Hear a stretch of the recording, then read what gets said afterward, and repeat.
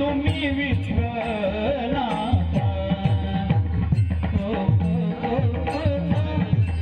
तुम्ही विश्वनाथ तुम्ही विश्वनाथ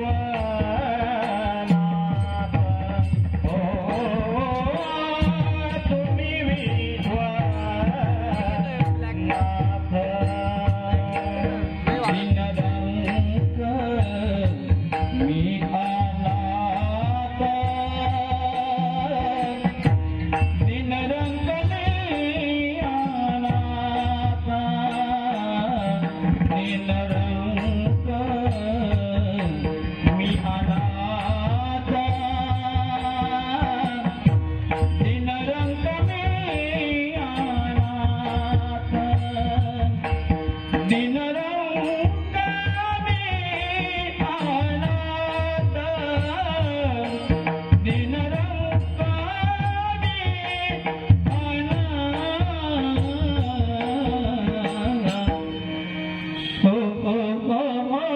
कृपा कराला कृपा कराला दिनरंग मी अनाथ दिनरंग मी अनाथ दिनरंग मी अनाथ दिनरंग मी अनाथ हो कृपा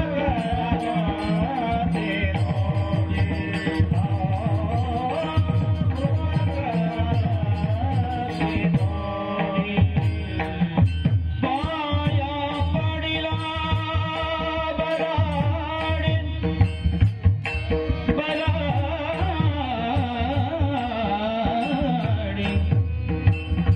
पाया पडिला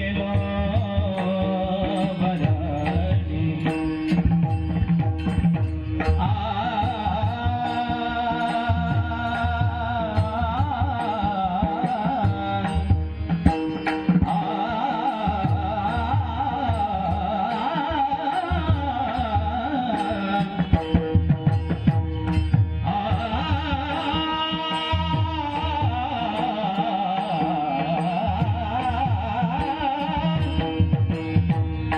पाया पडिला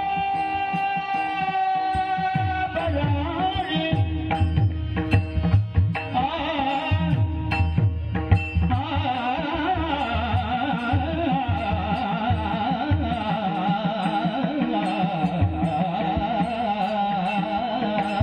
पाया पडिला बराडी पाया पडिला बराडी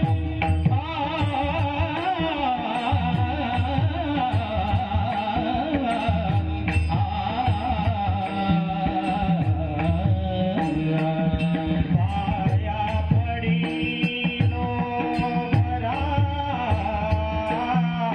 बराडी पाया पडिलो बराडी पाया पडिलो पाया पडिलो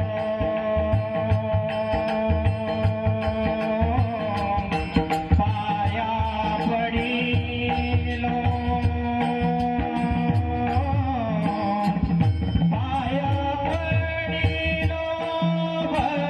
बराडी पाया पडिलो पाया पडिलो बराडी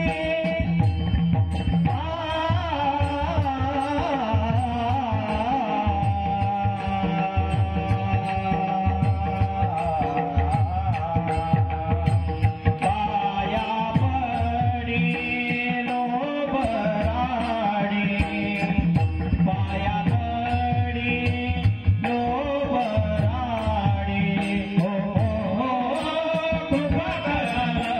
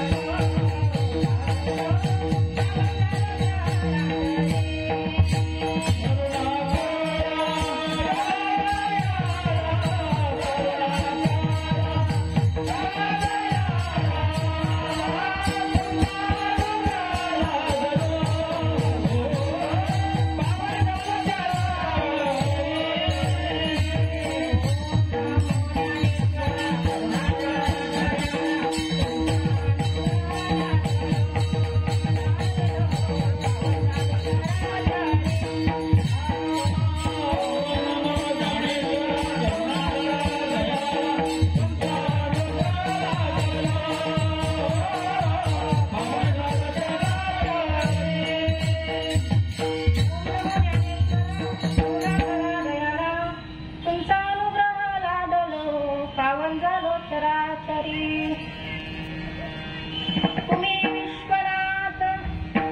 तुम्ही विश्वनाथ दिनरंक मी अनाथ कृपा कराल ते थोडी पाया पडिलो बराडी तत्तुत प्राप्त स्थळी प्राप्त प्रसंग सेवेकरिता निवडलेला अभंग जगदवंदनीय महाराष्ट्राचे भूषण देहूचे निवासी तुकोबरा यांचा सार करण्याचा अभंग सेवेकरिता निवडलेला आहे. विठ्ठल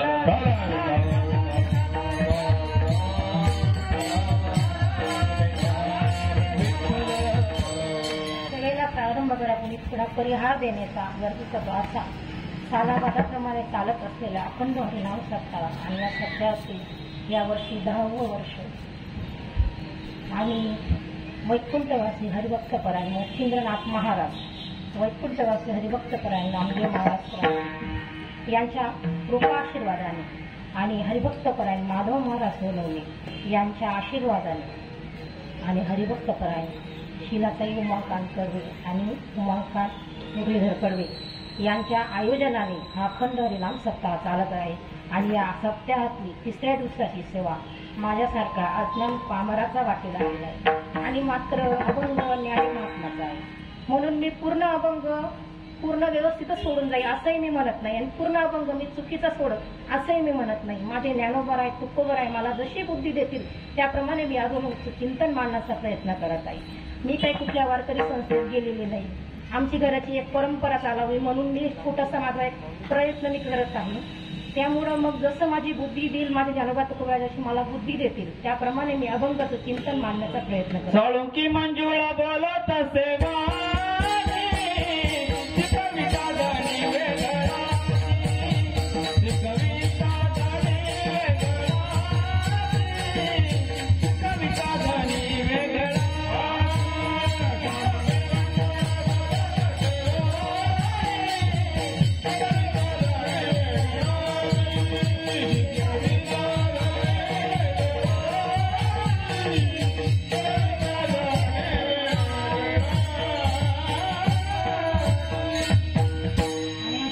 आयोजन एक महिला कीर्तनकार त्यांनी केलेले म्हणून त्यांच्यासाठी काय खरं तर त्यांचा कौतुक करावं वाटतं आणि त्याही कीर्तन करतायत सुंदर असं कीर्तन करतात आणि आमचे गुरुवर्य हरिभक्तपरायण माधव महाराज सोनवणे यांच्याचकडे ते प्रवचन कीर्तन त्यांच्याच कृपा आशीर्वादाने त्याही माझ्यासारखं कीर्तन करतात.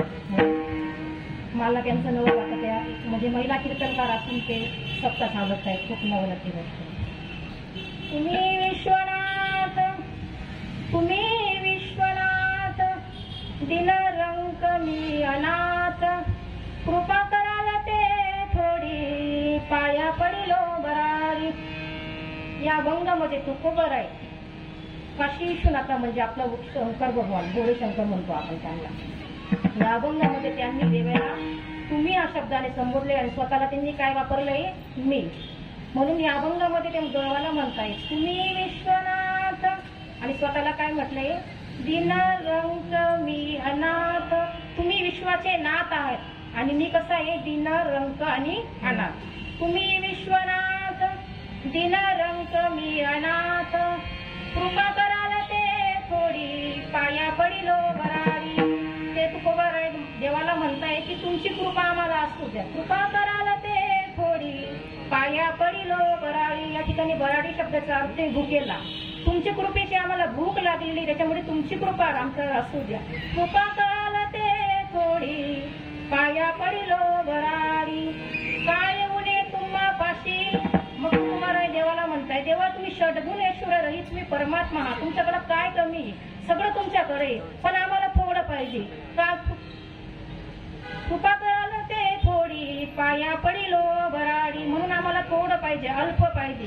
काय उणे तुम्हा पाशी मी तो अल्प अल्प हा शब्द लक्षात ठेवा बरं कसं म्हणतो मी तो अल्पची संतोषी कृपा कराल ते थोडी पाया पडिलो बराडी. मग भगवंताला तुकोबरायला देव म्हणतायत मग मी तुमच्यावर कृपाही कराल अल्पही देईल पण माझून तरी तुम्हाला काय पाहिजे. त्यावेळेला तुकोबराय म्हणतात तुका म्हणे देवा काही भातुके पाठवा कृपा कराल ते थोडी पाया पडिलो बराडी. विठ्ठल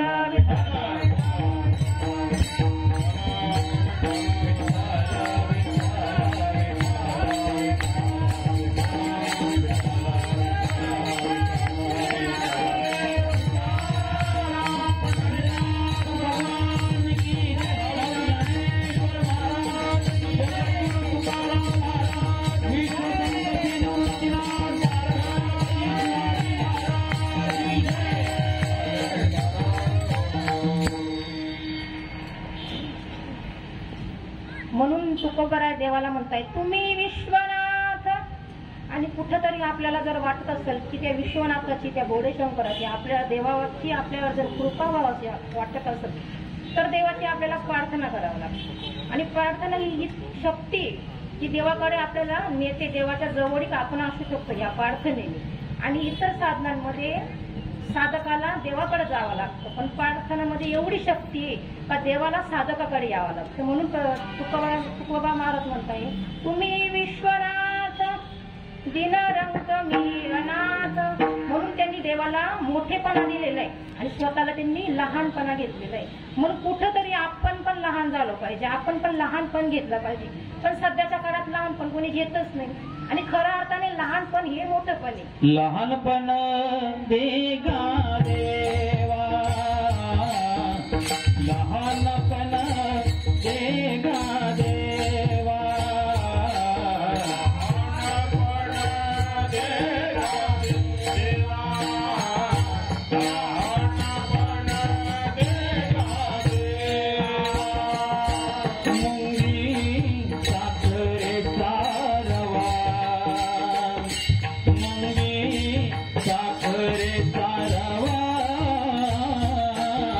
लहानपण देगा देवा, लहानपण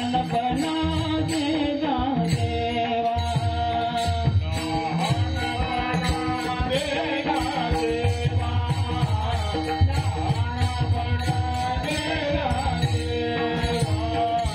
जय अंगी मोठेपणा, जय अंगी मोठेपणा, यातना कठीना, तया यातना कठीना, लहानपणा देगा देवा, लहानपणा देगा देवा, लहानपणा देगा देवा, लहानपणा देगा देवा. म्हणून कुठेतरी आपण लहानपण घेतलं पाहिजे आणि त्या देवाला आपण मोठेपण दिलं पाहिजे. लहानपण कोणी घेतच नाही. आपली अशी गंमत आहे, घरात नाही दानान बाजीराव म्हणा, अशी गंमत आहे. म्हणून आपण लहानपण घेतलं पाहिजे आणि कुठेतरी देवाला मोठेपण दिले पाहिजे.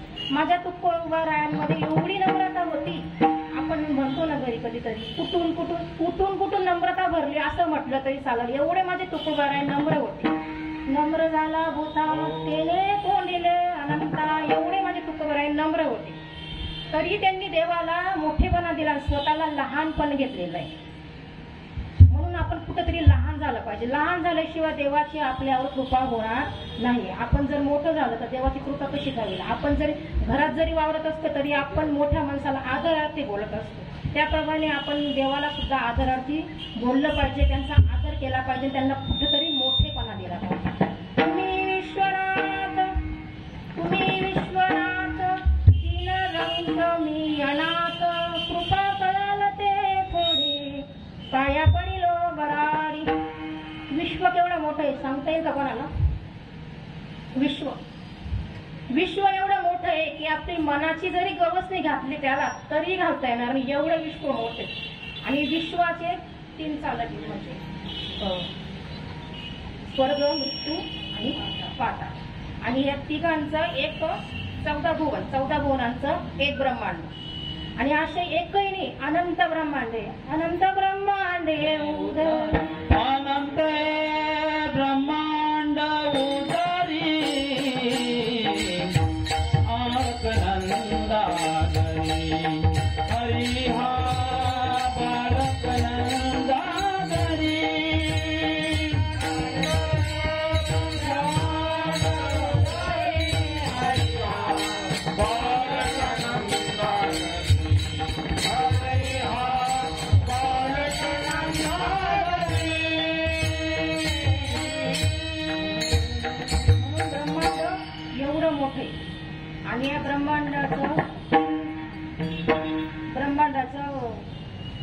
पालन पोषण करणारा ब्रह्मदेवी आणि जन्म देणारा ब्रह्मदेव, पालन करणारा विष्णुदेव आणि संहार करणारे माझे भोळेशंकर म्हणजे रुद्राचा अवतार. हे तिघं आणि ब्रह्मांड, त्यांचा ब्रह्मांडाचा चालक आहे ब्रह्मदेव. आणि एक वेळेला असं कथा सांगते तुम्हाला, एक वेळेला असं झालं की ब्रह्मदेवाला अहंकार झाला. आता ते एवढे 84 लाख शरीर त्यांना निर्मिती करायची साहजिकच आहे अहंकार. आपण आपल्या वडिलांचं जरी घर असलं, एक पाट्यांचं घर माहिती असलं, तसं जरी असलं त्याला आपण बांधलो तरी आपल्याला केवढा अहंकार होतो, मी बांधलं म्हणून. आता ते तर ब्रह्मांड चालक आहे ब्रह्मदेव आहे, त्यांना अहंकार झाला साहजिकच आहे. आणि एवढे 84 लाख शरीर त्यांना निर्मिती करायची, त्याच्यामुळे त्यांना किती मुख, किती त्यांचे 4, आणि प्रत्येक मुखामध्ये हाय पॉवरची, हाय लेवलची पॉवर आहे त्यांच्या प्रत्येक मुखामध्ये. म्हणून मग साहजिकच आहे. मग वाटलं त्यांना की जरा आपण 2-4 दिवस या पदावरून जर निवृत्त केलं झालं तर काय होईल असं त्यांना वाटलं. मग त्यांनी अर्ज लिहिला साधकाकडं आणि देवाकडं दिला की मला 2-4 दिवस सुट्टी पाहिजे, आपली अनस्तुती नसल्यावर काय होतं बघू जरा आपण, असं त्यांना वाटलं. मग त्यावेळेला त्यांनी अर्ज लिहिला आणि देवाकडे ते घेऊन गेले आणि असे बाहेर आले. बाहेर येतात तोपर्यंत त्यांना काय दिसलं, उंट दिसले. बरं उंट दिसले, त्यांनी इकडं पाहिले तोपर्यंत त्यांची दृष्टी जाईल, तोपर्यंत उंट, इकडे बघितलं तोपर्यंत दृष्टी. आणि त्यांची दृष्टी व्यापक आहे, आपल्यासारखी नाही ना इथून इथपर्यंत चष्मा लावा लागत आपल्याला. ते ब्रह्मदेव आहे, त्यांची दृष्टी किती व्यापक आहे. त्यांची जोपर्यंत नजर गेली तोपर्यंत उंट होते आणि त्या उंटांना एक बाई हाकत चालली होती. मग त्यांनी विचारलं, मी तर आताच निवृत्त झालो बा या जागेवरून, मी तर काही एवढे उंट निर्माण केले नाही, उंट आले कुठून. मग त्यांनी त्या एका बाई जी चालत होती हाकत त्यांना विचारलं की हे उंट एवढे निर्माण कुठून झाले, मी तर काही केले नाही बा. मग ते बाई म्हटले, बाबा थांब जरा, मालकाचा आदेश आलेला एक पटकन हे उंट तिथं घेऊन जायचे. ते म्हटले आणि प्रत्येक उंटाच्या अंगावर कोथळ्या होत्या, दोन तिकडून. मग त्या ताईला विचारलं, मग त्या ताई म्हणे, बाबा मालकाचा निरोप आलेला आहे, मला ताबडतोब हे माल तिकडं पोस्ट करायचं आहे असं. मग त्यावेळेला ते ब्रह्मदेवा म्हटले, हा बरं आहे ठीक आहे, मालकाने बोलले तू जा, पण चालता चालता तर सांगून जा या कोथळ्यांमध्ये काय. त्यावेळेला ती बाई म्हणते, या प्रत्येक कोथळ्यामध्ये काय आहे, ब्रह्मदेव आहे. आणि हे ऐकताच ब्रह्मदेव हादरले ना, त्यांच्या पायाखाली जमीनच सरकली. म्हणून मी सांगितलं मी 2-3 दिवस नाहीये असं. आणि अचानक हे ब्रह्म एवढे म्हणजे आले कुठून गो असं. मग ते म्हटले की देवाच्या स्टॅपला एवढ्या, त्याच्याकडे कामाला किती असतील, हादरले ते पडाले माझं. मग म्हटले, नको बाबा, मला माझा अहंकार गेला, माझी जागा मला परत पाहिजे. एवढं विश्व मोठे आणि या विश्वाचा मालक कोण आहे, माझे विश्वशंकर, काशी विश्वाचे शंकर भोळेशंकर. विश्वाचा मालक फक्त माझे शंकर भगवान, असं त्यांनी सांगितलं. म्हणून तुम्ही विश्वनाथ, दिनरंक मी अनाथ, कृपा कराल ते थोडी, पाया पडिलो बरारी विठ्ठल विठ्ठल.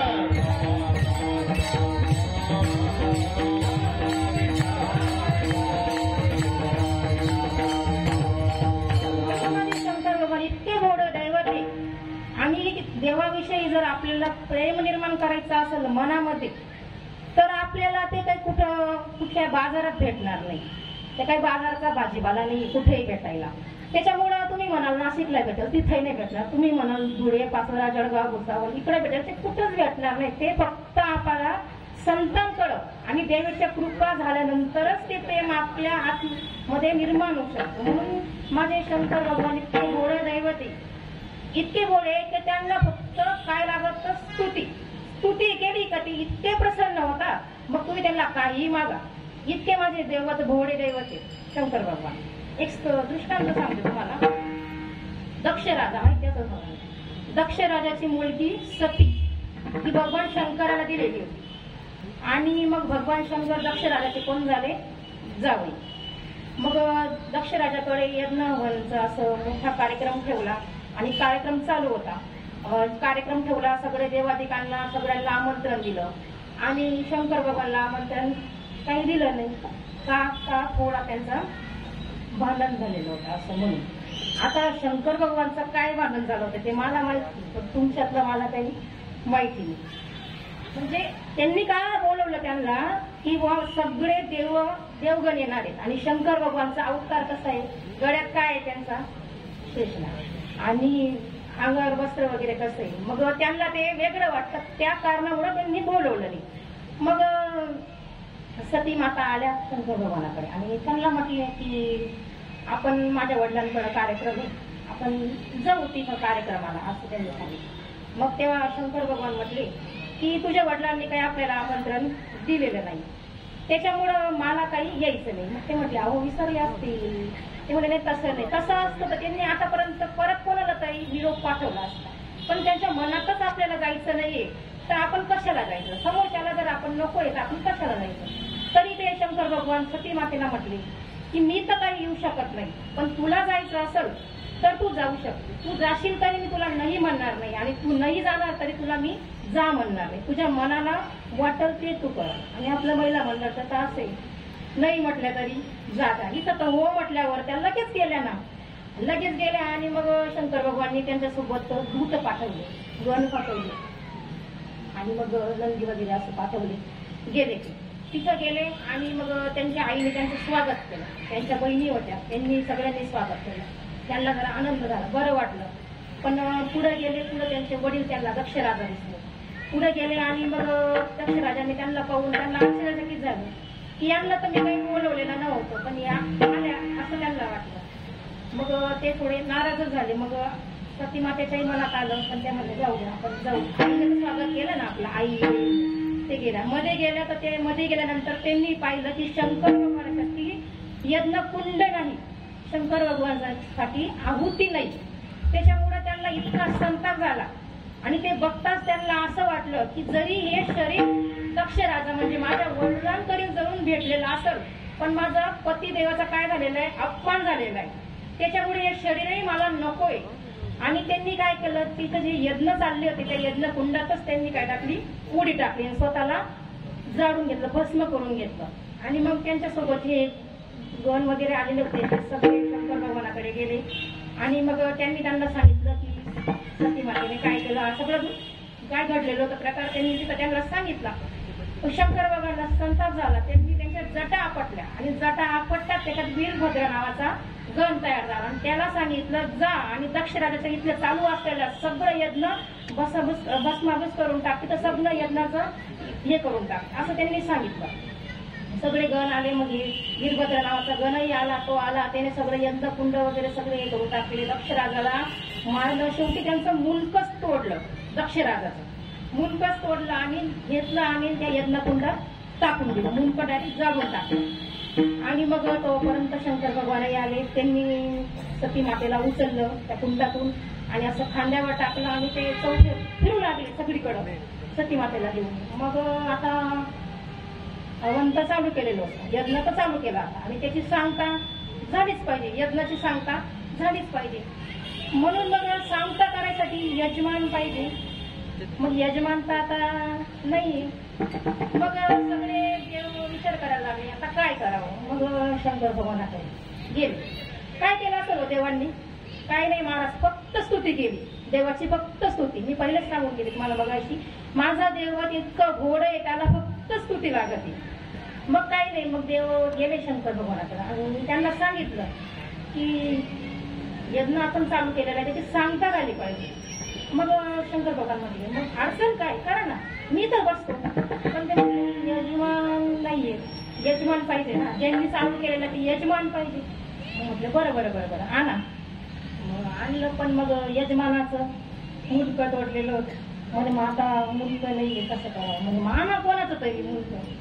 म्हणजे आता कोणाचं आणू. त्यांनी आणलं बकऱ्याचं मुलकं, कलम केलं. तेव्हापासून चालले बघा कलम, आता झाडांना कलम करतात त्यावेळेला असं आणलं बकऱ्याचं मुलकं आणि लावलं. शंकर भगवाननी घेतलं असं आणि त्यांच्या शिरेवर लावलं आणि संजीवनी मंत्र म्हटलं. ते उठून उभं राहिलं. उठून उभं राहिलं तर आता महाराज बकऱ्याच्या तोंडून पुढी श्री अनंत मधुसूदन पद्मनारायण निघणार ते लागलं ना ब्या ब्या करायला. मग त्याला असं वाटलं की जेव्हा मला तोंड चांगलं होतं त्यावेळेला मी काही स्तुती केली नाही शंकर भगवानची, पण तरी यांनी मला जीवनदान दिलं. पण मग आता तोंड नाही बोलायला, ते ब्या ब्या करायला लागलं. म्हणून माझं शंकर भगवान इतकं गोड दैवत आहे की त्यांना नाही चांगल्या तोंडाने जरी बोलता आलं नुसतं ब्या ब्या केलं ना तरी ते प्रसन्न होतात. विठ्ठल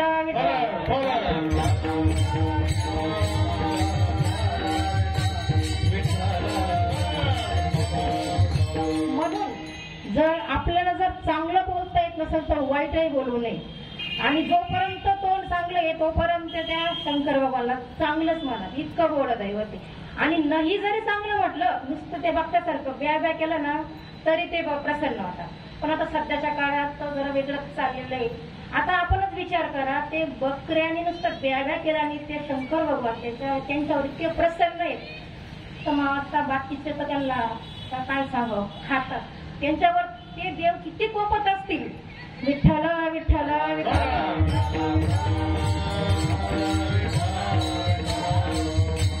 आपल्याला दुसऱ्या विषयाकडे जायचं नाही. आपल्या अभंगाकडे तुम्ही विश्वनाथ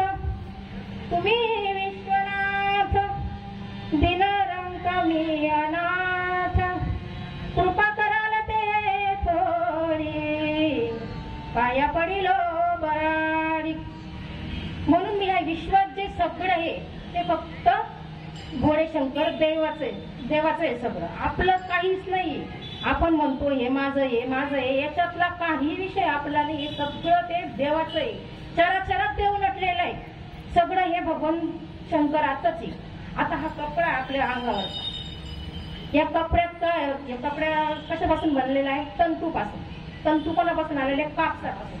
कापूस कुठून आणला जमिनीपासून. आता जमीन कोणाची सांगा बरं. जमीन कोणाची सांगा. जमीन पाण्यापासून पृथ्वीची निर्मिती झालेली म्हणून पृथ्वी पाण्याची. पाणी तेजापासून झालेलं आहे म्हणून पाणी तेजाचं आहे. तेज वायूपासून झालेलं आहे म्हणून तेज वायूचं आहे. आणि वायू आकाशापासून झालेलं आहे म्हणून वायू आकाशाचं आहे. आणि आकाश हे प्रकृतीपासून झालेलं आहे म्हणून आकाश प्रकृतीचं आहे. आणि प्रकृती हे फक्त माझे विश्वनाथाचं आहे. विठ्ठल विठ्ठल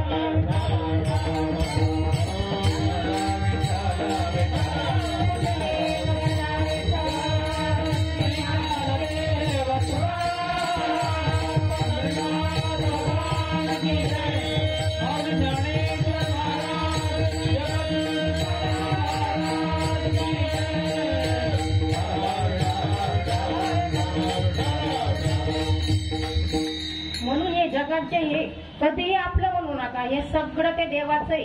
आणि हे जे घर आहे ते आपल्याला त्याने भाड्याने दिलेले राहायला. आणि जी जमीन आहे ती पण त्याने भाड्याने आपल्याला खायला दिलेली. त्याच्यामुळं कुठलीही वस्तू आपण केलेली असं म्हणू नका. आपले वडीलही म्हणायचे हे माझं आहे हेही गेले वरती. आपणही म्हणतो माझं आहे. आपल्यालाही वरती जायचंय म्हणून दुसऱ्याच्या वस्तूला आपलं म्हटलं की त्याला काय म्हणतात चोर म्हणतात. दुसऱ्याच्या वस्तूला कधीही आपलं म्हणू नका. म्हणून हे सगळं ते विश्वनाथाचं आहे. आपलं याच्यातलं काहीच नाही. म्हणून मग एकदा गवळणी माहिती असेल तुम्हाला. श्रीकृष्ण भगवानच्या सगळ्या लीला माहिती असतात. मग सगळ्या गवळणी यशोदा मातेकडे यायच्या आणि यशोदा मातेला सांगायच्या की काय काय खोड्या करायच्या असं. मग तेव्हा यशोदा मातेला काही नाहीच म्हणायच्या. कुठली आई म्हणाल माझ्या बाळाने खोडी केली असं. कसं यशोदा माता म्हणायच्या माझ्या बाळाने काही खोडी केली नाही. 5 वर्षाचे माझे बाळ 5 वर्षाचे माझे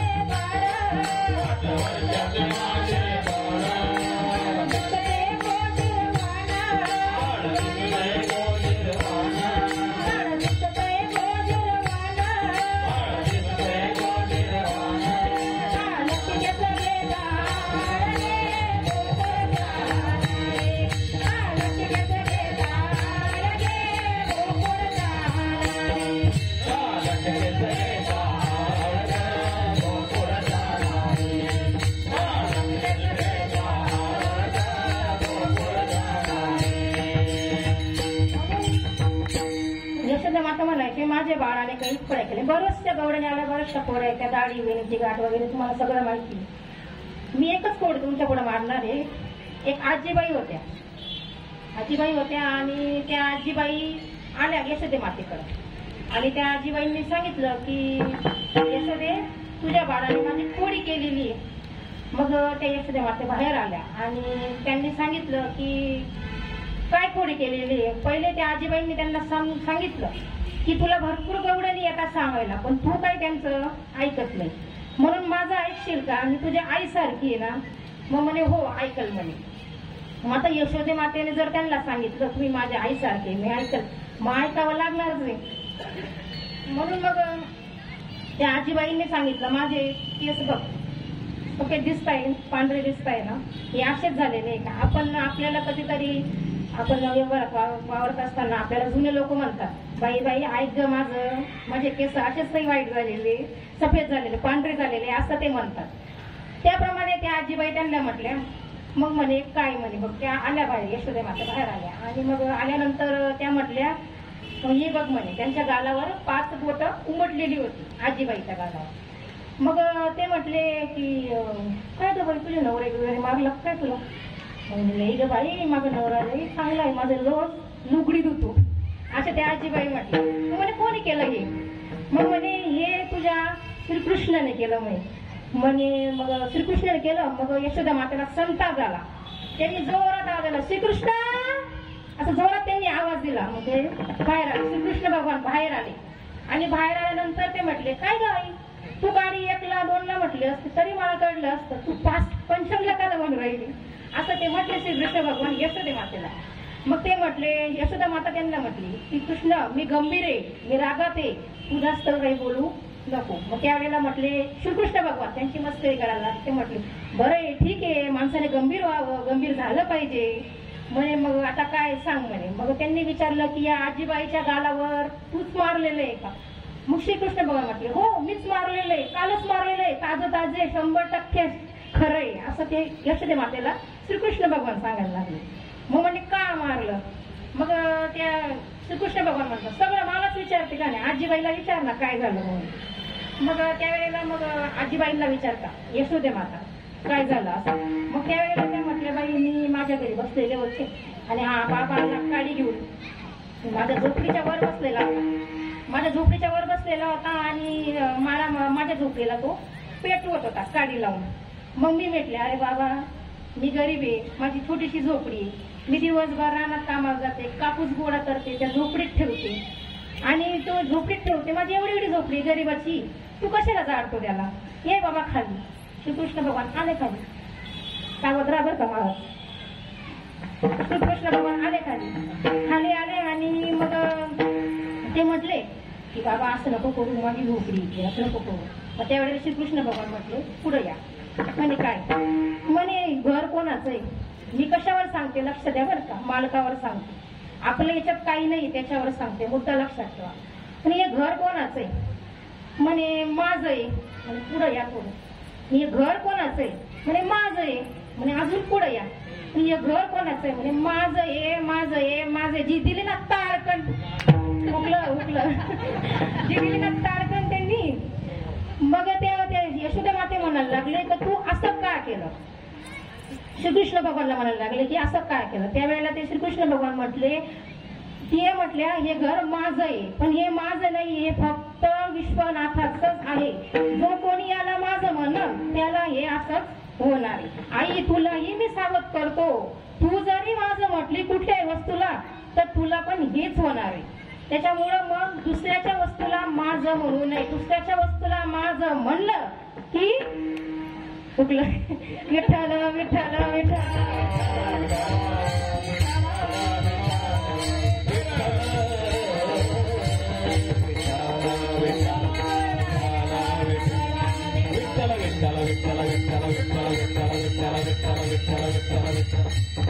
म्हणून दुसऱ्याच्या वस्तूला माझं म्हणू नका. ते फक्त भगवंताचं आहे आणि त्या भगवंतानेच आपल्याला दिलेलं आहे, म्हणून आपण त्याचं नामस्मरण केलं पाहिजे. पण आपण सध्याच्या काळात नामस्मरणचा हा विषय कोणाला माहितीच नाही. माझं एवढं म्हणणं आहे तुम्ही कार्यक्रमांना येता, काही तर आपण तसं म्हणू नये, पण आता एक विषय म्हणून सांगते, तुम्ही चुकीचा अर्थ करू नका. बाकीचे येता फक्त कशासाठी? हा देह कशासाठी दिलेला आहे आपल्याला? देव दिला देह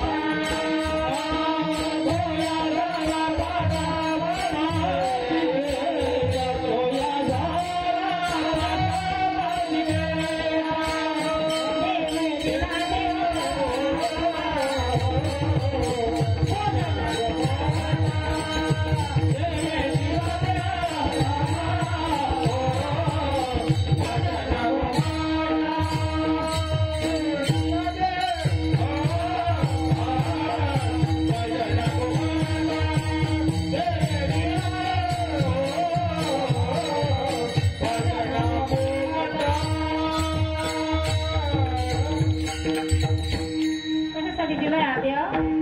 भजन नाही का भोजन का भजन? कशासाठी? झोपले त्या जागे कशासाठी दिला?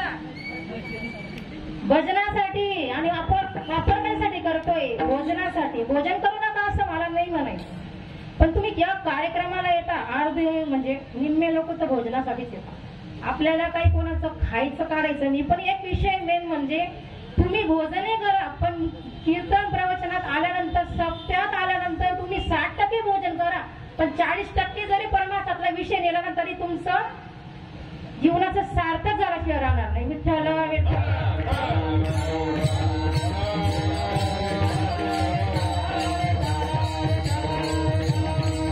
म्हणून आपण देवाचं भजन केलं पाहिजे. देवाचं भजन जर केलं ना तर देव आपल्याला प्रसन्न होतो.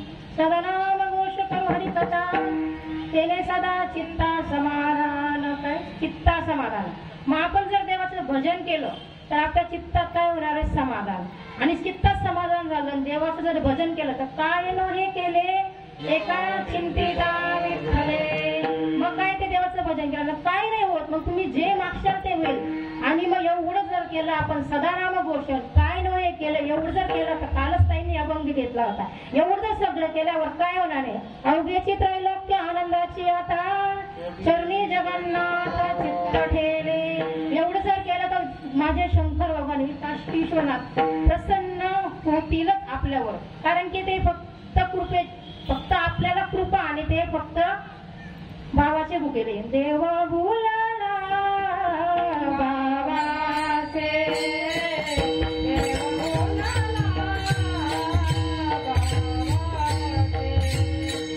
देव भुलला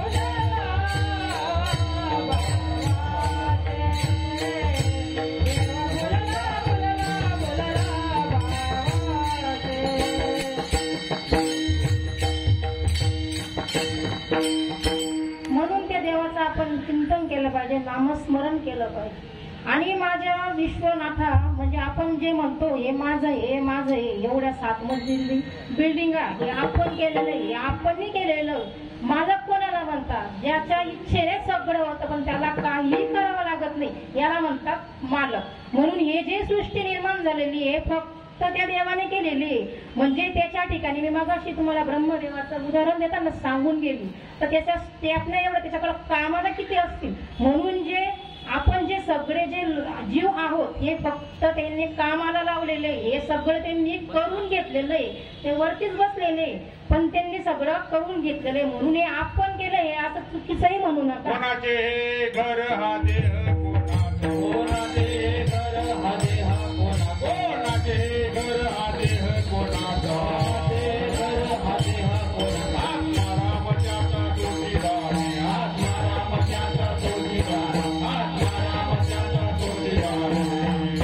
म्हणून हे सगळं देवाचं आहे, हे आपलं काहीच नाही. म्हणून आपलं म्हणण्याची चुकी करू नका. आणि माझ्या शंकर भगवानला काही कमी आहे का? हे विश्व जर त्यांनी निर्माण केलेलं आहे तर त्यांच्या मनात आली ती जागा ते ठरवू शकता ना. त्यांना अडचण काय? ठरवू शकता. ते विश्वाचे मालक चालक मालक आहे, त्यांना अडचण काहीच नाही, ते ठरवू शकता. पण तरी त्यांनी अखंड नामस्मरण व्हावं, नामस्मरणामध्ये व्यत्यय येऊ नये म्हणून जागा कुठली निवडली आहे? स्मशानात. कुठली जागा निवडली? स्मशानामध्ये जागा निवडलेली. त्यांना काही कमी आहे का? हे विश्व त्यांचंच आहे, त्यांना कुठलाही जागा मिळेल पण तरी अखंड नामस्मरण, त्या नामस्मरणामध्ये काही अडथळा नको यायला म्हणून त्यांनी स्मशानात जागा निवडली. विठ्ठल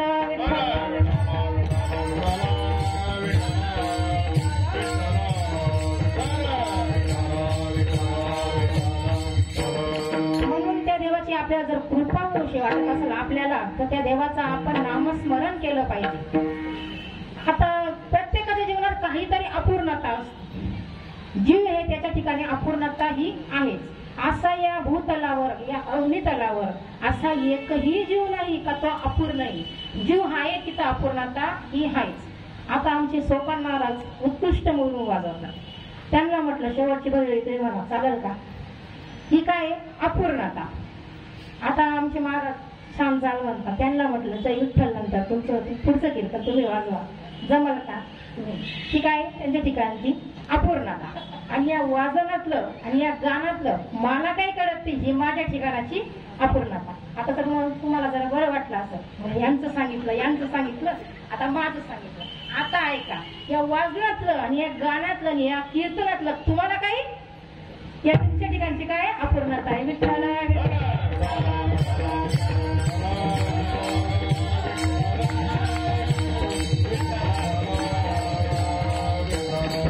म्हणून मला सांगायचं एवढंच आहे, मी काही कोणाची अपूर्णता खरंच नाही, दुसरा विषय घेऊ नका. फक्त सांगायचं एवढे, जीव आहे तिथं अपूर्णता ही असते. असा कुठलाही जीव नाही त्याच्या ठिकाणी अपूर्णता नाही. अपूर्णता शब्दावर लक्षात ठेवा बरं का. आपण मगाशी मालक हा शब्द सोडवलेला आहे, आता अपूर्णता विषय चालू. म्हणून मग प्रत्येकाच्या ठिकाणी अपूर्णता ही आहे. कोट्यावधीतला मनुष्य त्याच्याकडे भरपूर संपत्ती, तरी त्याच्या ठिकाणी अपूर्णता. काय अपूर्णता आहे? त्याच्याकडे संपत्ती पण दिवा लावायलाच कोणी नाही, ही त्याच्या ठिकाणी काय अपूर्णता आहे. एका ठिकाणी भरपूर डझनभर लेकरं, पहिले राहायचेच ना, डझनभर लेकरं पण दिवात लावण्यासाठी तेलच नाही, म्हणजे काय त्यांच्या ठिकाणी संपत्ती. एकाकडे संपत्ती, एकाकडे संतती. संपत्ती पण आहे, संतती पण आहे, पण काय नाहीये सत्ता. आजकाल सत्ता नसल्यावर माणूस बेचैन होतो. सत्ता नाही, संपत्ती पण आहे, सत्ता पण आहे. संपत्ती आहे, सत्ता आहे, संतती पण आहे, पण काय नाही आरोग्य चांगलं नाही. डॉक्टरने सांगितलं असतं तिखट खाऊ नका, गोड खाऊ नका, आंबट खाऊ नका, माती खाऊ नका, बस एवढंच राहिलं होतं आता सांगायचं. विठ्ठल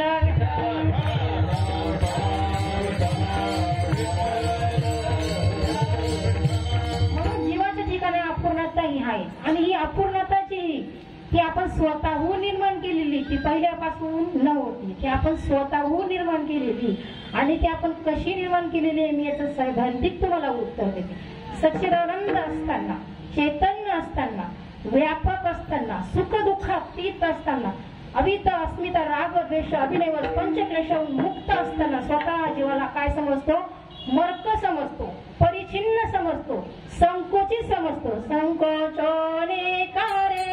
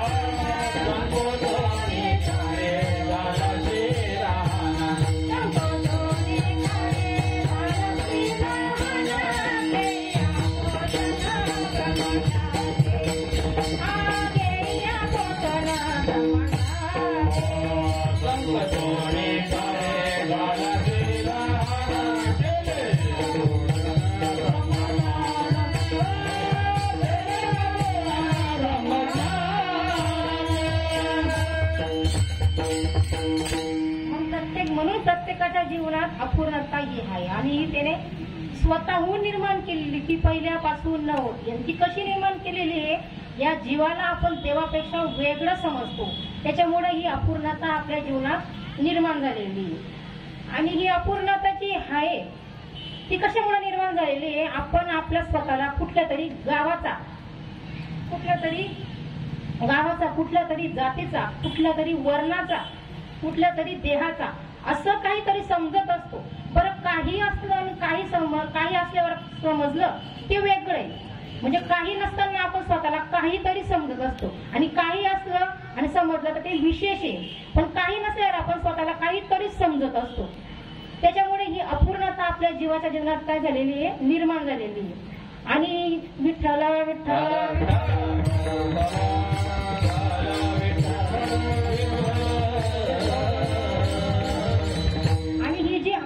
ही अपूर्णता ही आपण स्वतःहून निर्माण केलेली आहे. आणि बरं, ही जी अपूर्णता ही वास्तवातली का समजुतीतली? वास्तव काय? मम वैशी जीवलोकी हे वास्तव आहे. कुठे जेव हा निराळा हे वास्तव आहे. म्हणून ही अपूर्णता ही वास्तवातली अशी समजुतीतली आहे. म्हणून समजुतीचे दोन तुमच्या पुढे मुद्दे मांडले. विठ्ठल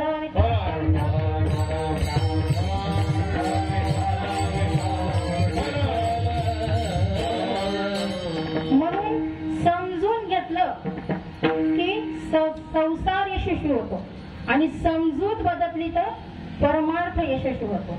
म्हणून समजूत काय बदलावी. आमचे हरिभक्त माधव महाराज नेहमी सांगत असतात ते रज्जू सर्पाचा दृष्टांत सगळ्यांना माहिती असं.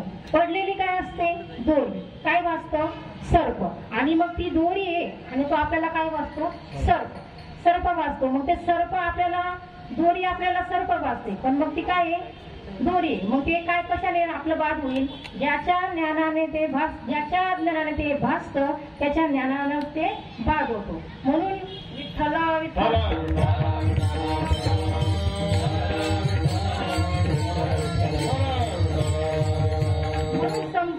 समजूत बदलली. इथं फक्त समजूत बदला. समजूत बदलली म्हणजे परमार्थ यशस्वी. आता हे जग दिसतंय आपल्याला खरं आहे का खोटं आहे. कसं आहे की जग खोटं आहे ना. मग एक जे दिसतंय हे फक्त व्यवहारात याला खरं म्हणा, मनातून याला खरं म्हणू नका, याला मनातून खोटंच म्हणा. म्हणून हे जे जग दिसतं हे कसं आहे खोटं आहे. म्हणून मग हे कसं आहे आता हे सगळं खोटं आहे ना. तुमची जमीन करता का माझ्या नावावर सगळं खोटं आहे. मग करायला काय अडचण आहे. विठ्ठल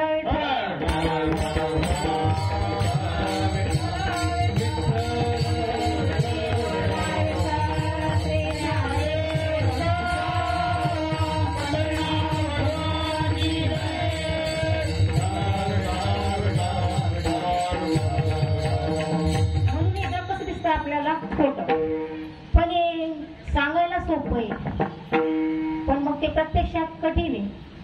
म्हणून मग हे समजूत बदलली तर परमार्थ यशस्वी. समजून घेतलं की संसार यशस्वी. म्हणून मग पतिदेवाने पतीला समजून घेतलं पाहिजे, ताडकरांनी गायकवाडला समजून घेतलं पाहिजे, आणि ताडकरांनी कीर्तनकाराला समजून घेतलं पाहिजे, आणि श्रोत्यांनी कीर्तनकाराला समजून घेतलं पाहिजे. 11-11:30 वाजले ते समजून घेतलं पाहिजे. विठ्ठल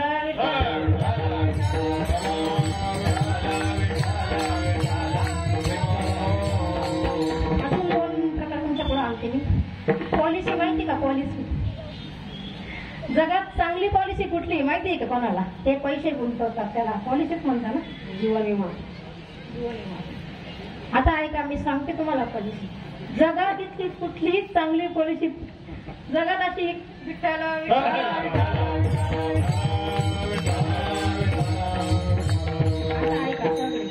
सगळे कीर्तन ऐकताय म्हणून कान उघडेच असतील. आता जास्त उंच करा, आणि कोणाकडे पेन वगैरे नसेल ना, आमच्या दादांकडे नेहमी पेन असतो, पेन घेऊन जा आणि पॉलिसीचं नाव लिहून द्या, तुम्हाला कामात येईल आयुष्यभर. आता ऐका सगळे मी पॉलिसीचं नाव सांगते. Adjustment is the best policy. काय माणसाने माणसाला समजून घेणं याच्यापेक्षा चांगली जगात कुठलीच पॉलिसी नाही. आणि तुम्ही ते गीत ऐकलं असेल, हीच आमची प्रार्थना नाही हेच आमचे मागणे, माणसाने माणसाशी माणसा समवागणे, हीच आमची प्रार्थना. म्हणून मग समजून घेतलं पाहिजे. आणि ही पॉलिसी असं जर आपण वागलो, घरातही वागलो, तर आपल्यात कधी वादविवाद होणार नाही, कधीही भांडण होणार. अजून 2 वाक्य तुमच्या पुढे आणते. विठ्ठल विठ्ठल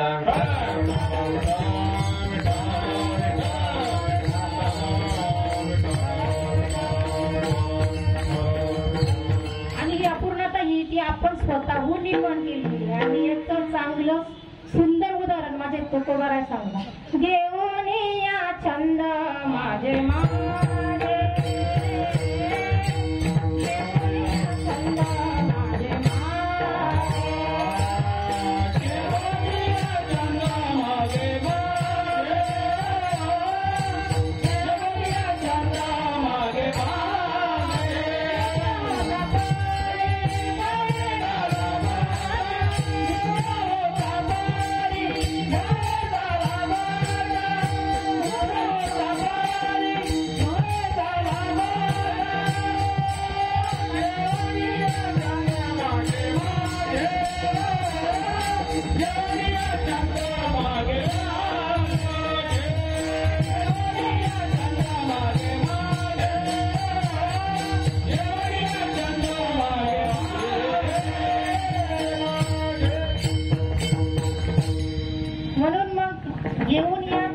माझे माझे मुक्त होता परी बडे झाला बद्ध. म्हणून या संसारात आपण अडकलेलो आहे, म्हणजे आपण मुक्त आहे तरी आपण स्वतःला या संसारात आपण अडकून घेतलेलो आहे. आता आपल्याकडे वेळेची कमतरता म्हणण्यापेक्षा अपूर्णता आहे आपल्याकडे वेळेची. म्हणून आता थोडा पुढचा विषय धावतीवर घेते. विठ्ठल विठ्ठल.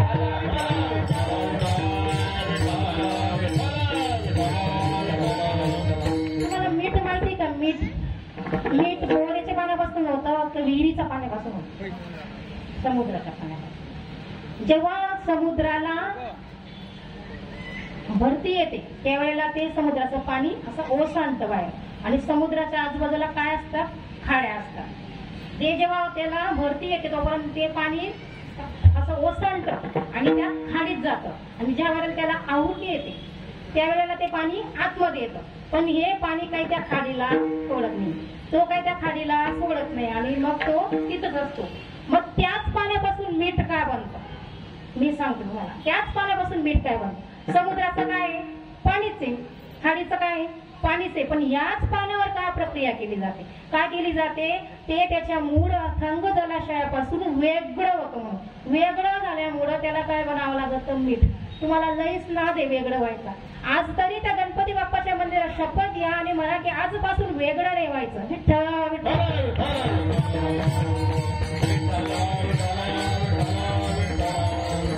म्हणून ते वेगळं झाल्यापासून मग त्याला काय व्हावं लागतं? मीठ. मग काय पुढे मग रेल्वेचे ट्रॅक लागतात, मग त्याला बोगीत भरत जायचं. मग बोगीतून ते पोत्यात येतं, पोत्यातून ते मापात येतं, मापातून ते वजनात येतं, वजनातून ते काट्यात येतं, काट्यातून ते आपल्या घरी माता भगिनींजवळ येतं. कुठे येतं? बरणीत येतं. मग महाराज आलेले असतात. मग महाराज म्हणतात, महाराजांना त्या माता म्हणतात काय स्वयंपाक? मग महाराज म्हणतात काही नाही, बालजी बाकी टाका आणि हिरव्या बिटांचा काय करा? ठेचा. रावकडचा आपला फेमस आहे असं सांगतात. मग त्यावेळेला मग त्या माता माऊली भाकर टाकतात आणि तव्यावर तिखट हिरव्या मिरच्या टाकतात. बरं साध्या मिरच्या नाही बरं, लवंगी मिरच्या. आणि या बाबाला थोडं टाकतात. कोणाला? मिठाला. इथं सगळंच भाजलेले दिसतंय होते. विठ्ठला विठ्ठल.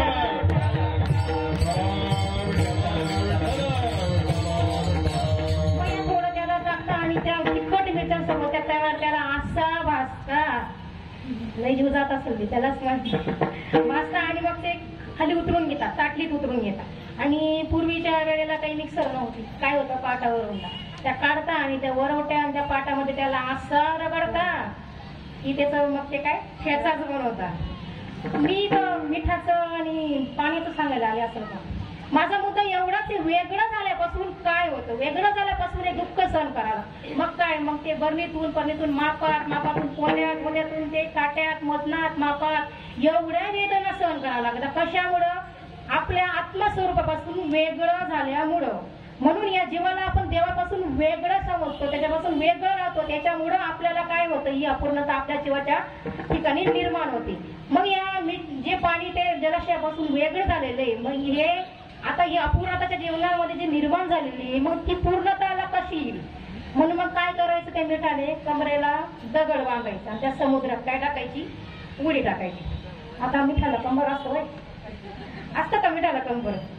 म्हणून मग ते ज्या गोष्टीपासून आपण वेगळं होतो त्या गोष्टीमध्ये ज्याच्यापासून आपण वेगळं होतो त्याच्या जवळच गेल्याने ते काय होत असतं? त्याच्यामध्ये ज्याच्यापासून आपण वेगळं होतो त्याच्यामध्येच ते गेल्याने काय होत असतं? नष्ट होत असतं. लोहे सारी का निराळे, लोहे सारे का निराळे, लोहे सारे का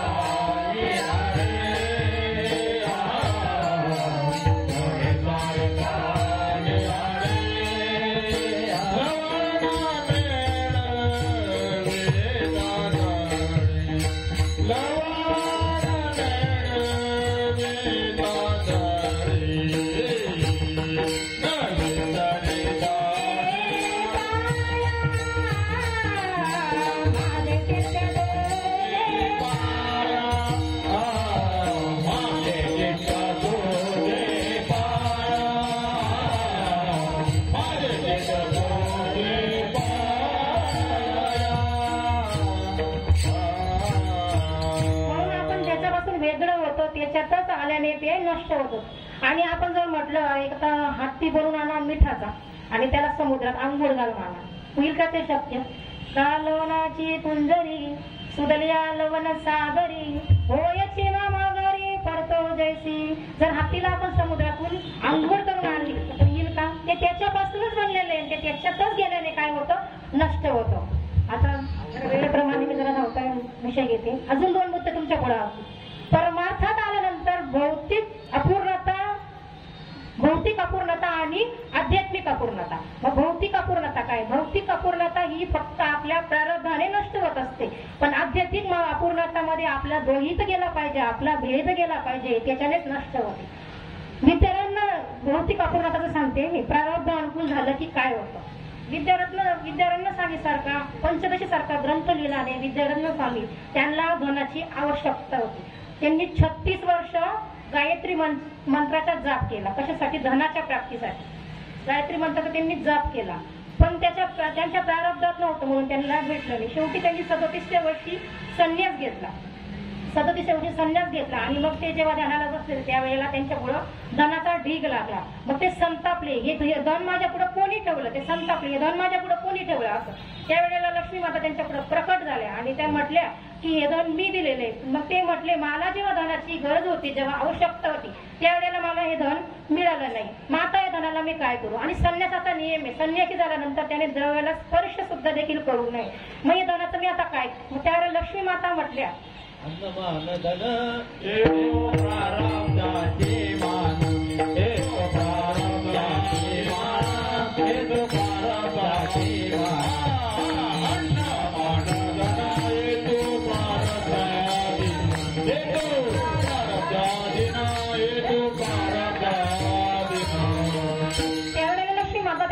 तुमच्या प्रारब्धात नव्हतं तर मी काय करू? म्हणून भौतिक अपूर्णता ही आपलं प्रारब्ध अनुकूल झाली की नष्ट होते, पण अध्यात्माची अपूर्णता ही फक्त आपला द्वैत भाव गेला पाहिजे. आणि अध्यात्मातली अपूर्णता ते तुम्हाला 2 उदाहरण सांगते, 2 वाक्य तुमच्या पुढे आणते. आध्यात्मिकल्या अपूर्णतामध्ये परिस्थिती बदलली पाहिजे का स्थिती बदलली पाहिजे? अध्यात्मात मध्ये आल्या म्हणून काय बदलली पाहिजे? परिस्थिती नाही. परिस्थिती ही अनुकूल आपल्या प्रतिक्रिया अनुकूल झाल्यानंतर बदलते, पण स्थितीतला बदल महत्वाचा आहे. स्थिती बदलली पाहिजे. आजकाल थोडं वेगळंच चाललेलं आहे, आमची परिस्थितीच बदलत चालली, स्थिती कोणाची बदलतच नाही. स्थितीतला बदल महत्वाचा आहे, स्थिती बदलली पाहिजे. विठ्ठला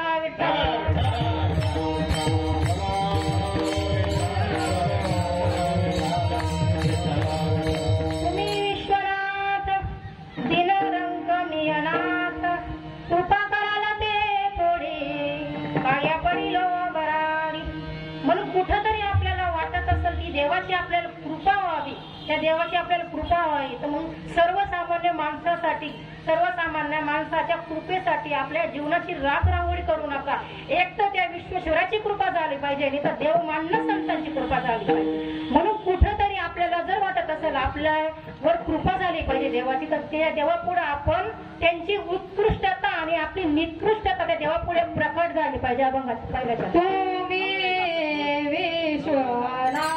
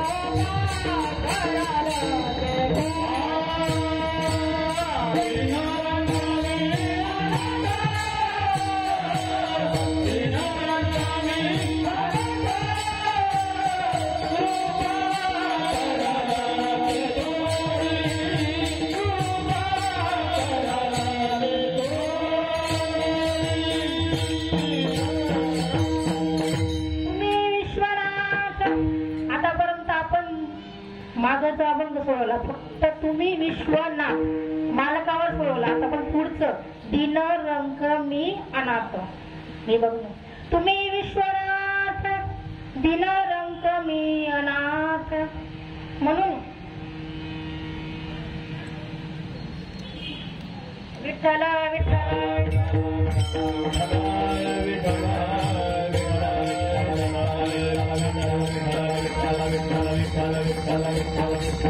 म्हणून कुठेतरी आपल्याला देवाची कृपा अशी वाटत असेल तर आपल्याला त्या देवाचं आपण भजन केलं पाहिजे आणि कुठेतरी त्या देवाला आपण मोठेपणा दिला पाहिजे आणि कुठेतरी आपण छोटेपणा घेतला पाहिजे. आणि मग तेव्हा देव म्हणतात तुम्ही विश्वनाथ दिन रंग मी अनाथ, कृपा कराल ते थोडी पाया पडिलो बराडी. म्हणून तुकोबराय म्हणतात देवा आम्हाला जास्ती नाही, थोडी कृपेची आवश्यकता आहे. तुमच्या आमच्यावर फक्त कृपा असू द्या. अभंगाचा दुसऱ्या चरण कृपा करालती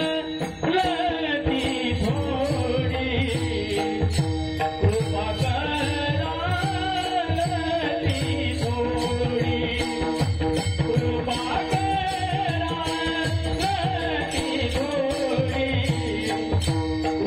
करालती थोडी, कृपा करालती थोडी,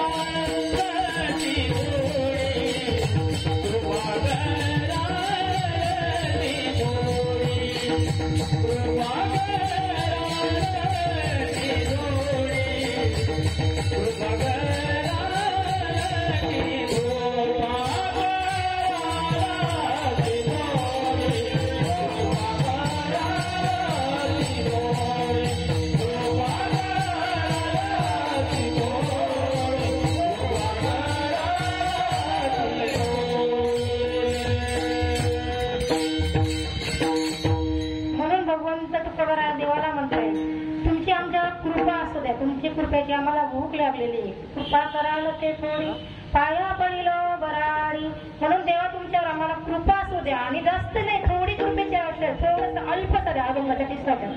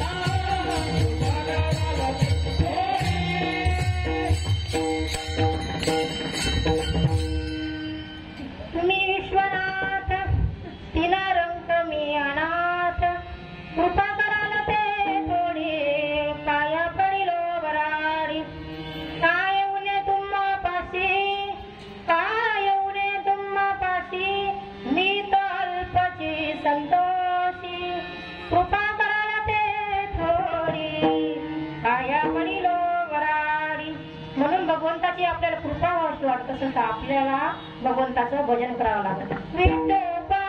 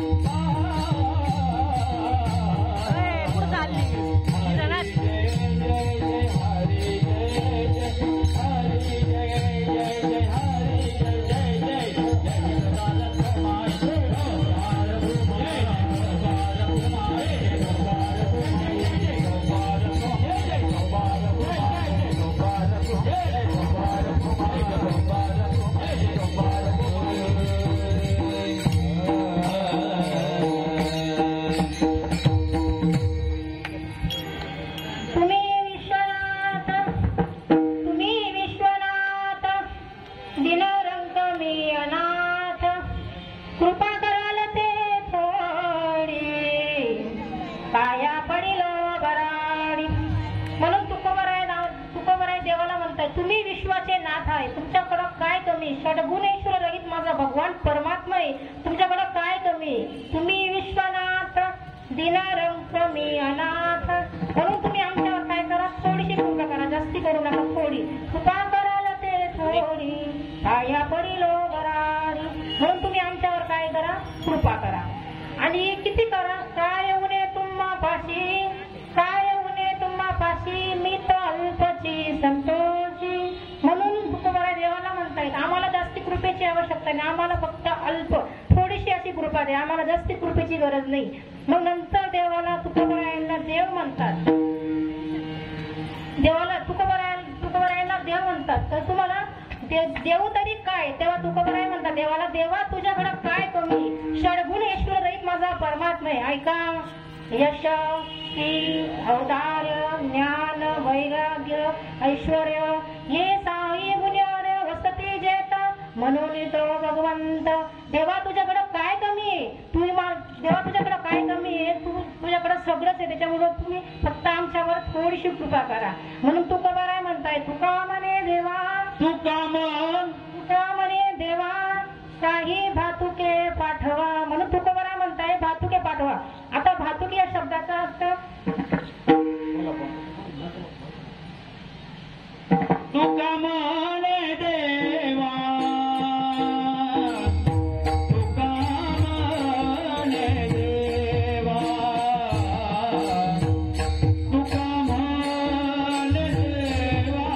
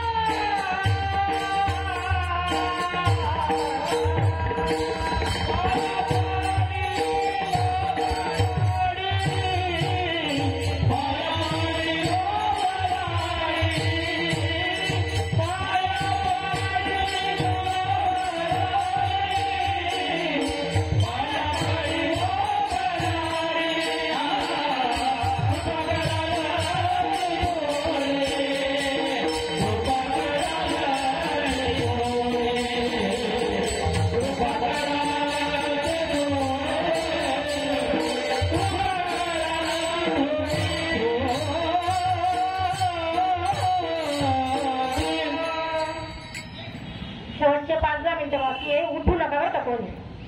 एवढे वेळ बसले, अजून 10 मिनिटं बसा. तुम्ही विश्वनाथ दिनरंक मी अनाथ, कृपा कराल ते थोडी पाया पडिल बराड. या अभंगातून तुम्ही फक्त देवाची आपल्या किती कृपा व्हावी एवढं जरी लिहिलं तरी भरपूर आहे आयुष्यासाठी. म्हणून देवाची आपल्या किती कृपा व्हावी एवढं फक्त आपल्याला कळलं तरी आपलं आयुष्याचं सार्थक झाल्याशिवाय राहतं. आज या ठिकाणी माझ्या कीर्तनाला उपस्थित असलेली हरिभक्त कलावंत सोपान महाराज चौधरी हे अति उत्कृष्ट पक्वान वाजवतात. त्यांची मी निर्देश व्यक्त करते, आभार व्यक्त करते. तसेच माझे गुरुवर्य हरिभक्त परायण माधव महाराज सोनवणे, आज त्यांच्याचमुळे मी इथे उभी राहिलेली आहे. आणि आमचे म्हणजे माझे सासरे पण आहेत आणि ते नेहमी सांगतात की